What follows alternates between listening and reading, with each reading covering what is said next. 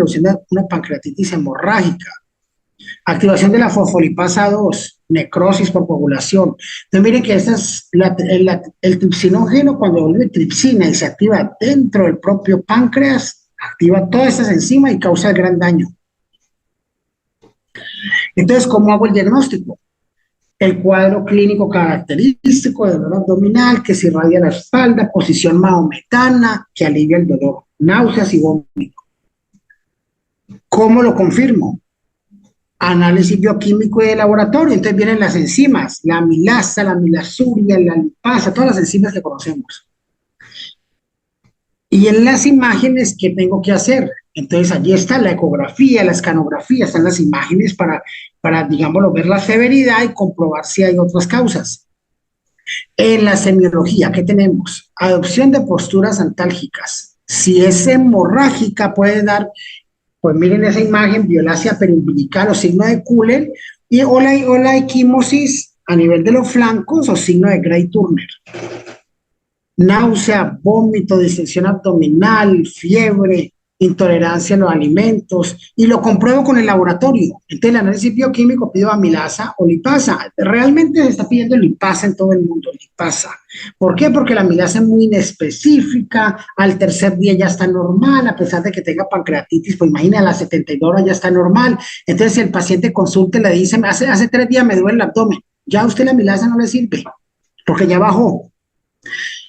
Tendría que pedirle a milasuria, que va hasta las 2 semanas. Entonces, digamos lo que hay que tener eso en cuenta, ¿no? Si yo voy a jugar con amilasas, al tercer día ya no me sirve. La milasuria sí me sirve, pero la lipasa es más específica, porque la amilasa, pues cualquier cosa puede elevar la amilasa. Miren, allí hay un cuadrito, de pronto no se lo alcanzan a ver, pero hay como 20 causas que elevan la amilasa. Hasta un sangrado digestivo le eleva la amilasa, una parotiditis le eleva la amilasa. Cualquier patología que está allí eleva la amilasa y son como 20 patologías. Es decir, que la amilasa no es específica, pero la lipasa sí. Diagnósticos diferenciales con todas estas patologías que elevan la amilasa prácticamente. Entonces está el infarto, la apendicitis, la diverticulitis, embarazo ectópico, isquemia mesentérica, está también, esas son las causas, digamos, abdominales, pero hay causas extraabdominales que también por la elevación de la amilasa y coinciden de pronto con un dolor abdominal, pues tiene que ser el diagnóstico diferencial.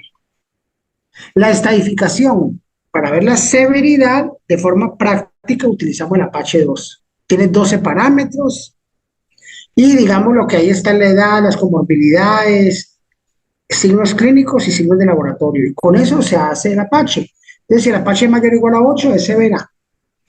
Criterios del Apache, una tabla y una aplicación del Apache, uno le mete los datos, que cuánto es los gases arteriales, cómo está la frecuencia cardíaca, cómo está la creatinina, y uno le va poniendo los datos. Y al final, eso da un resultado. Entonces, si el Apache me da mayor o igual a 8, eso es severo. Y si es severo, tengo que investigar por qué es severo. Entonces, tengo que ver si es que el páncreas está volviendo hemorrágico, está necrosando, que me explique la severidad. Tengo que pedir un TAC. Un TAC, porque el TAC del páncreas. La ecografía se le pide a toda pancreatitis, pero no es para ver el páncreas. La ecografía se pide para ver si es de origen biliar o no, porque la causa biliar es la más frecuente. Entonces uno le pide la ecografía para ver si hay dilatación de la vía biliar, coledocolitiasis, que esté explicando la causa de la pancreatitis. Pero la ecografía no es muy buena para ver páncreas. Entonces, si yo ya tengo el diagnóstico de pancreatitis y tengo una ecografía viendo la vía biliar y además el Apache me dice que es severa la pancreatitis, pues pido el TAC. El TAC sí me sirve para ver páncreas digamos, con más detalle. Y allí el TAC pues va a ver realmente si el páncreas está inflamado. Además de eso, va a ver si hay necrosis, si hay hemorragia, si hay colecciones en el páncreas. Eso es lo que me va a ver el TAC. ¿Cuándo pido el TAC entonces? Cuando es severa. Cuando no mejora a pesar del manejo. Cuando yo pienso que no es pancreatitis.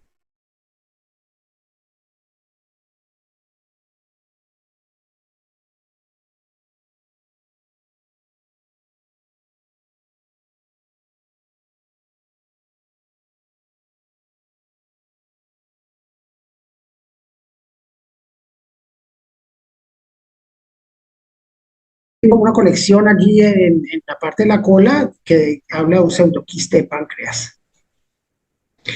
El radiólogo, al ver el TAC, pues él ve unos signos de inflamación. Entonces, si hay colecciones, y muchas colecciones, él le va dando un puntaje. Y entre más grave, pues más puntaje. Y esa escala se llama Baltasar, que es una escala radiológica de la pancreatitis, Baltasar. Entonces, él coloca, mire, es un Baltasar T, es un Baltasar E.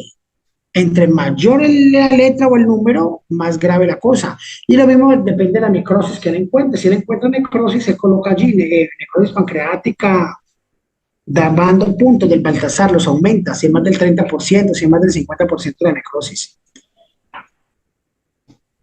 La necrosis se relaciona con pronóstico. Entre más necrosis, más mortalidad. Si es una imagen de un páncreas inflamado, hemorrágico, con áreas necróticas,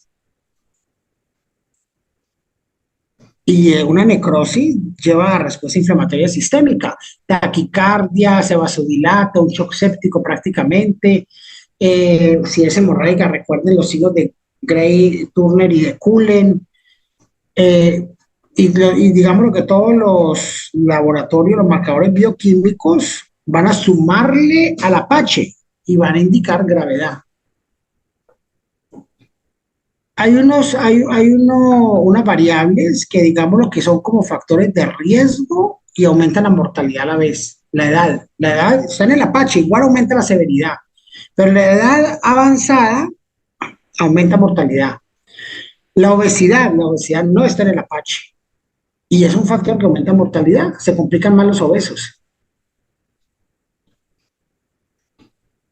Para falla multiorgánica hay muchas escalas. Este es un ejemplo de escala de falla multiorgánica donde se ve el sistema respiratorio, sistema renal, sistema cardiovascular y se ponen puntos. Y entre más deteriorado, más puntaje. De score de Marshall, por ejemplo, para falla orgánica múltiple. Las complicaciones de la pancreatitis se pueden resumir en 4 locales y 5 sistémicas. Las locales, colección líquida, un pseudoquiste agudo, una necrosis, un absceso. Las complicaciones sistémicas, una coagulación intravascular diseminada, una diabetes, por ejemplo, como alteración metabólica, un shock séptico, una falla renal secundaria a la inflamación y la hipovolemia, un distrés respiratorio, un SDA, que se da por inflamación sistémica también. Entonces, son complicaciones a nivel sistémico. Aquí vemos el pseudoquiste, aquí está el páncreas, está inflamado, miren que la línea no es completamente regular, sino que está como despelucada, y ahí tiene una lesión, aparentemente un quiste, pero si el paciente está con fiebre, está mal, tóxico, pues digamos lo que podría ser un absceso. Entonces, eso se funciona, ¿no? Y se toma cultivo. A través de la historia, siempre se ha tratado de ver qué tan grave está la pancreatitis para calcular mortalidad, pronóstico como factor pronóstico. Entonces existió la escala de Glasgow para pancreatitis, existió la escala de Ransom para pancreatitis y hoy estamos en la escala de Apache 2, que es la que usamos. Y radiológicamente se utiliza la escala de Baltasar. Entonces, Apache 2 como pronóstico de mortalidad y Baltasar como escala radiológica en el TAC. La eco de abdomen simplemente es para ver la etiología, por qué se dio la pancreatitis. Entonces la eco yo que busco cálculos que estén tapando el colédoco que me expliquen la pancreatitis. Y como eso es más o menos el 40-50% de la causa de pancreatitis, pues en la mitad de los pacientes puedo encontrar que sí, que hay problemas a nivel de la vía biliar, o que la vía biliar está dilatada, o que veo el cálculo. Entonces, si yo veo el cálculo en la vía biliar, eso hay que sacarlo con una CEPER. Pero si yo veo la vía biliar dilatada, pero no veo el cálculo, le hago una conación de resonancia para ver el cálculo y luego sí le hago una CEPER. Eso hay que hacerlo pronto. En una pancreatitis, pronto hay que hacerlo. ¿Por qué? Porque cada día que pase, cada 24 horas más, con más riesgo de que se complique la pancreatitis. Cuando la pancreatitis es hemorrágica, ya en complicaciones, hablando de complicaciones, miren que existe, por ejemplo, la arteriografía, que puede embolizar la arteria y parar el sangrado del páncreas, o la cirugía, que sería la última opción. Entonces, ante una pancreatitis, usted llega alguien con una sospecha de pancreatitis, dolor abdominal en banda, que se irradia la espalda, que mejora composición maometana, que tiene náuseas y vómito. Usted inmediatamente con un paciente con sospecha de pancreatitis, ¿usted qué hace? Calmar el dolor. Le coloca líquidos endovenosos, lo hidrata bien porque está haciendo un tercer espacio. La inflamación, como produce vasodilatación y aumenta la permeabilidad capilar, produce un tercer espacio. Entonces la persona se va deshidratando y eso el riñón sufre y los órganos sufren porque se perfunden. Entonces, ¿qué hay que hacerlo? Hidratarlo bien. Colocarle analgésicos, protector gástrico porque no está comiendo, no va a comer, no va a poder comer tampoco para no activar enzimas pancreáticas. Y aparte de eso, corrección hidroelectrolítica. E inmediatamente usted va a confirmar el diagnóstico. ¿Cómo lo confirma? Con la parte bioquímica. Lipasas. Lipasas se dieron altas. Tengo la lipasa alta, necesito saber inmediatamente si es biliar o no es biliar. Tomo ecografía. La ecografía me dice vía biliar normal. Ah, no es biliar. Pero si la ecografía demostró el cálculo en colédoco, CEPER inmediatamente en las primeras 48 horas la CEPER para desobstruir la vía biliar y corregir la causa de la pancreatitis para que la pancreatitis mejore y no empeore. Entonces, diagnóstico por clínica, lo confirmo con la lipasa y tomo una ecografía inmediatamente, digo, de vía biliar, para saber si la hago CEPER o no. Ese es el manejo inicial. Ahora, calculo el Apache. Necesito saber si es severa o no. ¿Por qué? Porque si no es severa, lo más probable es que mejore en los siguientes 2 o 3 días. Entonces lo dejo sin vía oral, le coloco glucosa, goteo de glucosa, le coloco analgesia, lo hidrato, yo espero que no le duela más. En el momento que ya el dolor le quite, pues ese es un marcador clínico de que la pancreatitis mejoró y empiezo la vía oral. Pero si es severa, las cosas no van a salir así. Cuando es severa, hay una alta probabilidad de que no mejore en los siguientes días. Entonces yo tengo que garantizar dieta. ¿Qué clase de dieta? Una sonda nasogástrica pospilórica. Entonces, con esa sonda nasoyunal comienzo a alimentar al paciente. Tiene que ser pospilórica para no activar enzimas pancreáticas. 1, entonces nutrición. 2, TAC de abdomen para ver por qué es severa. Es que hay necrosis, hay hemorragia, hay abscesos que la volvió severa, TAC de abdomen para el páncreas. Y tercero, un paciente severo puede complicarse en cualquier momento y hacer hipotensión, shock séptico, UCI. Entonces son los 3 puntos que yo tengo que hacer cuando está severa la pancreatitis. Nutrición garantizada por una sonda postpilórica, monitoría en UCI y un TAC de abdomen para ver si hay conexión o no, para saber si lo tengo que drenar o no, o si hay una necrosis grandísima del páncreas para saber si hay que operar o no, necrosectomía. Entonces, el TAC se manda para severa o cuando hay dudas diagnósticas. Aporte hemodinámico, tratamiento del dolor, prevención de infecciones, aporte nutricional. Entonces, mire, prevención de infecciones. Yo no le doy antibiótico a una pancreatitis, solo si comprueba que hay infección. El tratamiento endoscópico, o sea, se refiere a la CEPER, tratamiento quirúrgico es lo último, ya lo último, y el percutáneo cuando hay que drenar alguna colección. Miren que hay que reponer el volumen, no se puede dejar de deshidratar a un paciente de esos porque recuerden que hacen tercer espacio. Manejo del dolor importantísimo, paciente con dolor aumenta la respuesta inflamatoria y complica el cuadro.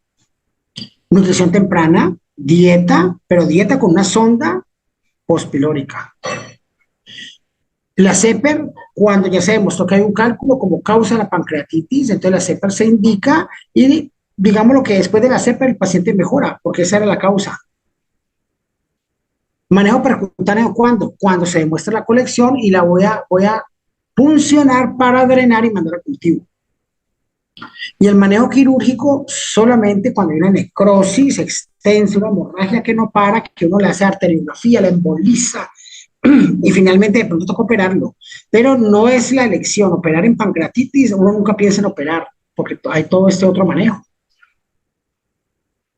Entonces, una necrosis extensa, en una infección que no se pudo manejar con percutáneo y antibiótico, para hacer un debridamiento, en esos casos excepcionales. Muy raro para una pancreatitis. Y el drenaje, ¿cómo lo hago? El drenaje hay que hacerlo percutáneo. Entonces, si está en la cola del páncreas, lo más fácil es coger y pulsionar a través del abdomen guiado por eco. Pero si está en la cabeza del páncreas, la cabeza del páncreas recuerda que está pegada al estómago. Entonces se hace una ecoendoscopia y con el ecoendoscopio se localiza la colección y ahí se hace una punción transgástrica, se drena transgástrico. Y recuerden que si es biliar, yo espero que pase la pancreatitis y una vez mejore la pancreatitis, inicie la vía oral. Pero si era biliar y el paciente tiene vesícula, es obligatorio hacer la colecistectomía en esa hospitalización para no arriesgarme a tener una pancreatitis otra vez en un mes o en 2 meses y allí sí poder ser severa y la mortalidad aumenta. Una segunda pancreatitis, digamos lo que aumenta mucho la mortalidad, entonces se previene. Colecistectomía en la misma hospitalización después de que resuelva la pancreatitis aguda. La causa más frecuente de pancreatitis aguda es la litiásica, seguidas por alcohol. Incluso en algunos países es más alcohólica que litiásica, pero digamos que acá es más litiásica que alcohol. Lo primero es hacer el diagnóstico clínico asociándolo a elevación de enzimas pancreáticas, principalmente de la lipasa. Y si hay dudas en el diagnóstico, se pide el TAC. Una vez diagnostique la pancreatitis, hago el apache para saber la severidad y pido una ecografía de hígado de vía biliar. Si el apache me dice que es severa, tengo que incluir manejo en UCI, pasar una sonda nasoyeyunal para garantizar nutrición en un paciente catabólico, que es el paciente con pancreatitis, y hacerle el TAC para ver el Baltasar y si hay necesidad de drenar alguna colección. Si no es severa, simplemente se puede monitorizar en urgencias o en pisos, reposición hidroelectrolítica, manejo del dolor, hacer seguimiento con paraclínicos, prevenir la falla renal, por ejemplo, hidratando bien al paciente, y apenas el dolor mejore, la respuesta inflamatoria mejore, inicia la vía oral. Siempre que el paciente tenga pancreatitis biliar y tenga vesícula, extraer la vesícula en la misma hospitalización. Entonces, si hay una colección, se le hace el drenaje percutáneo en la cola del páncreas transabdominal, en la cabeza del páncreas a través de una ecoendoscopia con drenaje trans.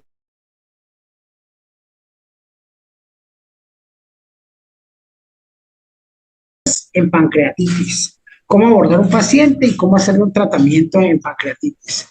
¿Alguna pregunta, alguna duda?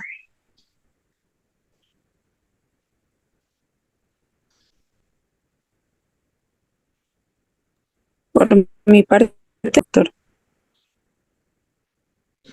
¿Está bien entendido el tema? Sí. Sí, profe. Sí, Entonces vamos a ver el otro tema que es apendicitis. Por acá está, apendicitis. Mire que apendicitis, pues ese sí es un tema frecuentísimo, porque esa es una de las causas de consulta en urgencia por patología quirúrgica, apendicitis. Entonces hay unas cositas que tienen que aprenderse. Historia. ¿Por qué? Porque ha salido preguntica del examen. Han salido preguntitas en el examen de residencia de historia. Entonces, ¿qué han preguntado allí? Antiguamente se llamaba tiflitis. Y miren que Fitz en 1886 le puso apendicitis. Ese es el registro que hay. 1886, Fitz introdujo el término de apendicitis. Y en 1889 ya se hablaba de cómo era el diagnóstico, los signos clínicos, y en 1889 McBurney describe el cuadro clínico.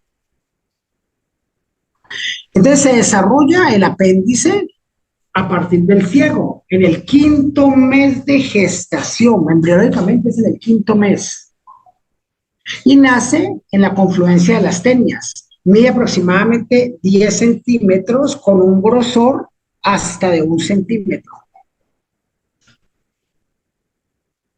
Es un vestigio orgánico con función no determinada que, digamos, no tiene que ver con el sistema inmune en la época fetal y el nacimiento, porque pues él está lleno de folículos linfoide y secreta IgG. Entonces tiene que ver con el sistema inmune, pero digamos lo que en la edad adulta no tiene como una función específica. Se ancla por extensión mesentérica desde el líquido adyacente y tiene tejido linfoide excesivo. ¿Por qué? Porque incluso la hiperplasia linfoide obstruye la luz y causa apendicitis ocasionalmente. Tiene el mesopéndice, que es el pliegue peritoneal que contiene la arteria pendicular. Y la arteria pendicular viene de la arteria iliocólica. Y el drenaje venoso acompaña a la arteria. O sea, en el mesoapéndice está toda la vasculatura del intestino. Y a nivel del apéndice, pues también está allí el meso. Entonces, el mesopéndice es el que contiene la arteria y la vena apendicular.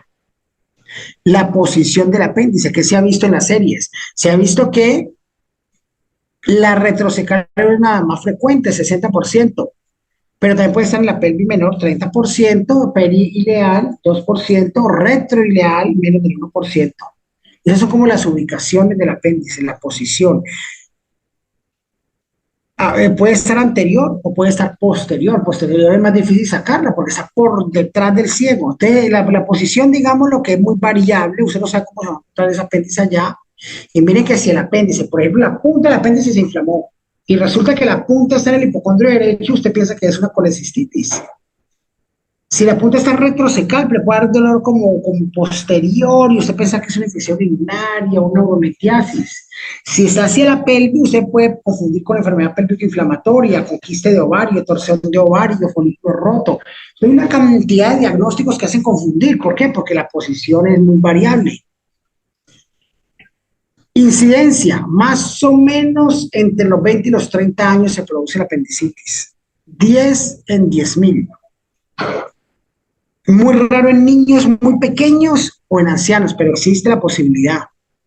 Y afecta a ambos géneros por igual. El diagnóstico erróneo, esa cifra hay que aprendérsela. Diagnóstico erróneo de apendicitis a nivel global, 15%. O sea que de 100 personas que operan de apendicitis, 15 no tenían apendicitis. Eso es a nivel mundial. ¿Por qué? Porque es mejor equivocarse y operarlo a decir no lo opero y luego peritonitis. Entonces es mejor que lo operen. Entonces, 15% en favor del paciente. Es el diagnóstico erróneo. ¿Por qué le da la apendicitis? Obstrucción por parásitos, obstrucción por cuerpo extraño en la luz apendicular, hiperplasia linfoide, mecanismos vasculares, torsión del apéndice, adherencias. ¿Y qué es lo que sucede realmente a nivel de fisiopatología? Pues se obstruye la luz del apéndice por una de esas causas que vimos y aumenta la presión intraluminal del apéndice.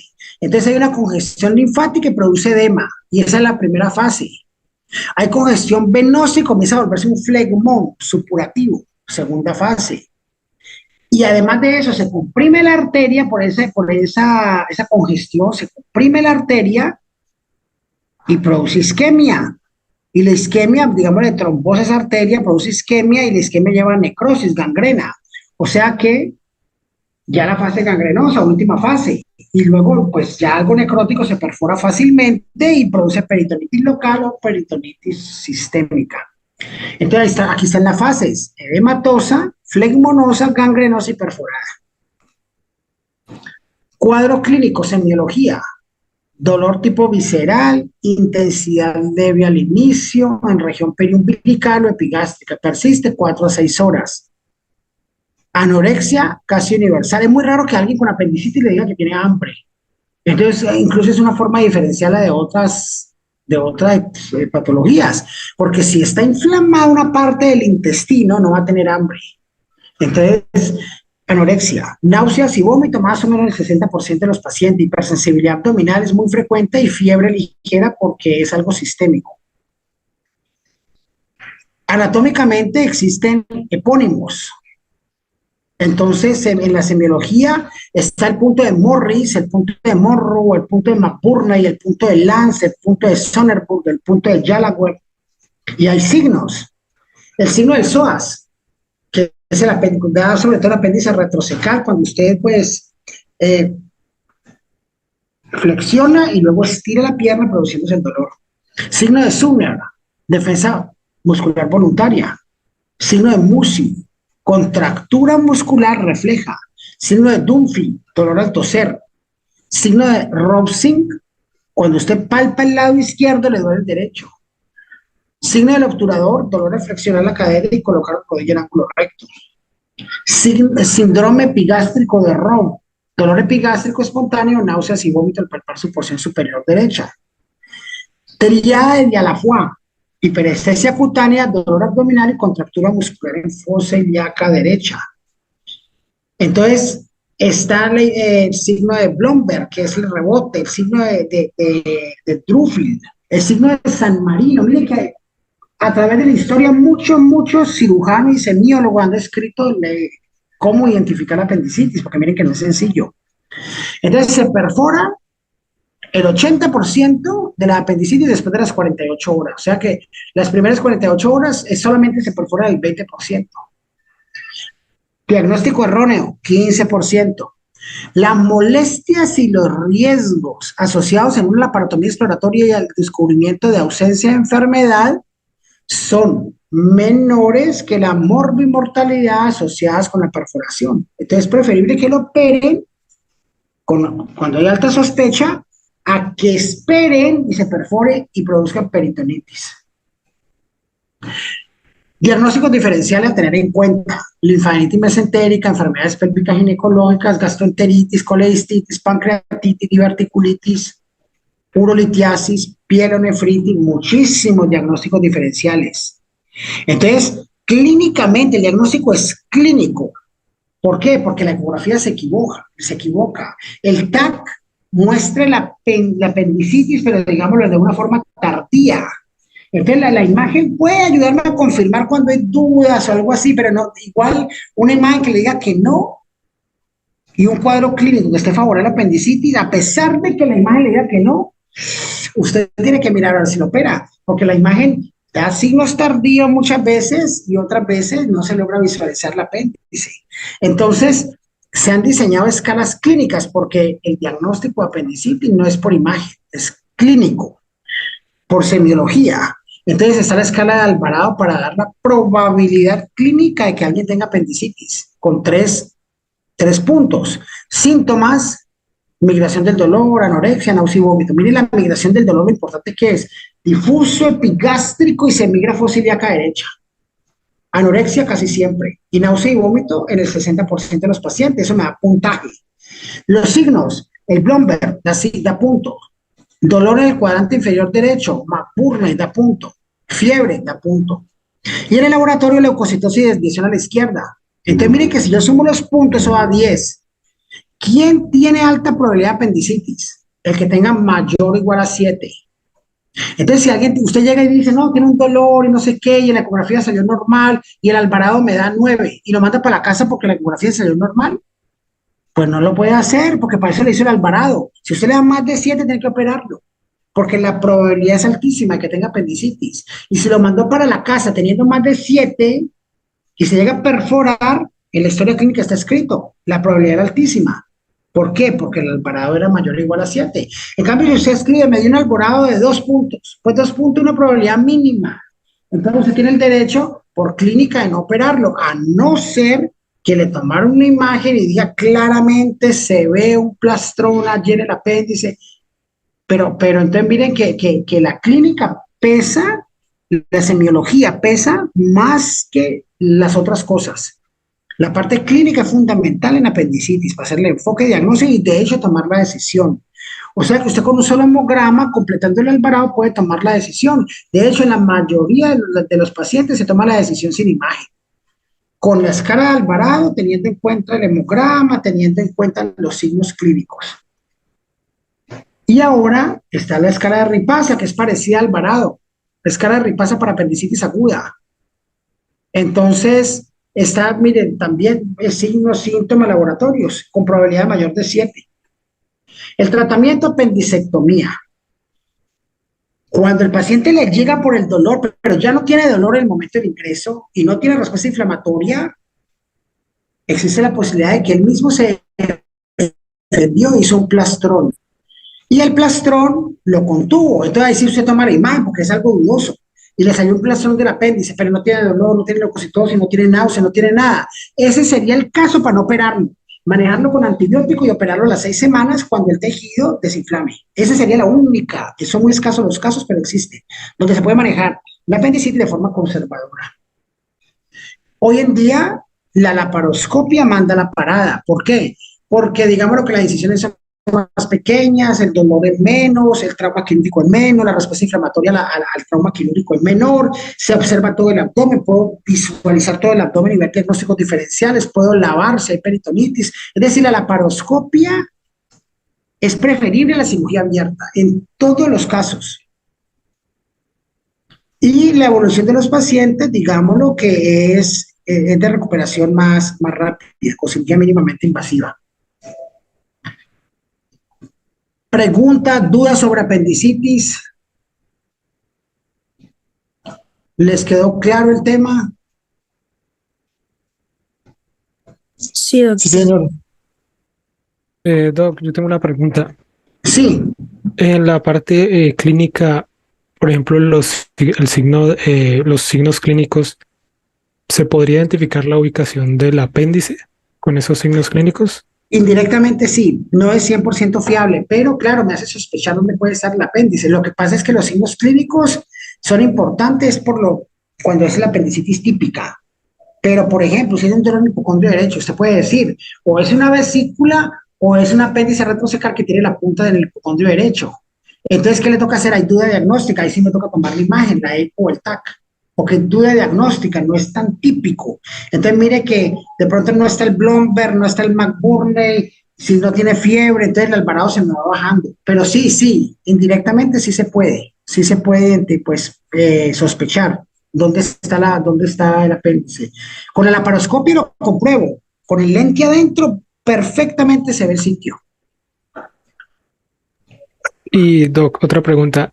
¿Qué tan común es el uso de ultrasonido por lo menos en los escenarios que nosotros Se tenemos? usa, sí, claro, se utiliza cuando hay duda diagnóstica. Pero si usted tiene clara la clínica, no hay necesidad de